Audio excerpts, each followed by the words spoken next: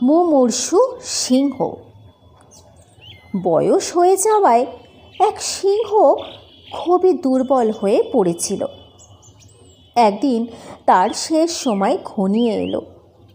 নিঃশ্বাস পড়তে লাগলো ঘন ঘন, চোখের দৃষ্টিতেও এলো ঘোলাটে ভাব। মাটিতে মুখ থুবড়ে পড়ে মৃত্যুর অপেক্ষা করতে লাগলো সিংহ। এমন সময় সেখানে উপস্থিত হলো এক বুনো শুয়োর। সিংহের সঙ্গে তার বনিবনা ছিল না।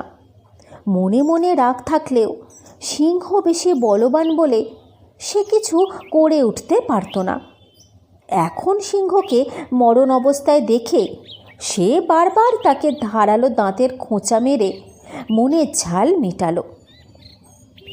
নড়াচড়ার ক্ষমতা ছিল না সিংহের, তাই শুয়োরের আঘাতের যন্ত্রণা তাকে সয়ে থাকতে হলো। শুয়োর চলে যাবার পর সেখানে হাজির হলো এক ষাঁড়। এক সময় সিংহ এই ষাঁড়কে অনেক জ্বালাতন করেছে, তাই তারও মনে ছিল পোষা রাগ। এখন সিংহকে মুমূর্ষু অবস্থায় বুঝতে পেরে সেও সিংহের গুঁতো মেরে মনের জ্বালা মেটালো। এক গাধা দূরে দাঁড়িয়ে সব দেখছিল। ষাঁড় সেখান থেকে চলে গেলে সে ভাবল, এই সিংহের যখন বলবিক্রম ছিল তখন বনের পশুদের ওপর অনেক অত্যাচার করেছে।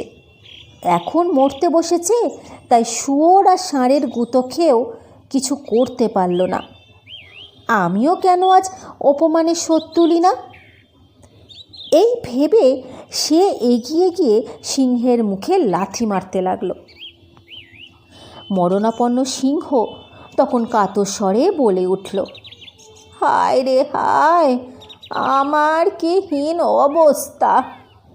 যেসব পশু আগে আমার দাপটে ভয়ে কাঁপত, এখন কত সহজে তারা আমাকে অপমান করে চলে যাচ্ছে। বুনো শুয়োর, ষাঁড়, এরা তবুও বলবান, এদের অপমান সহ্য হয়েছে, কিন্তু এক ঘৃণ্য জীব, সকল পশুর অধম এই গাধা, তার লাথি খাওয়ার আগে কেন আমার মরণ হলো না? এই গল্পটির নীতিকথা: অধম ও নির্জনের অপমান মৃত্যুর থেকেও বাড়া।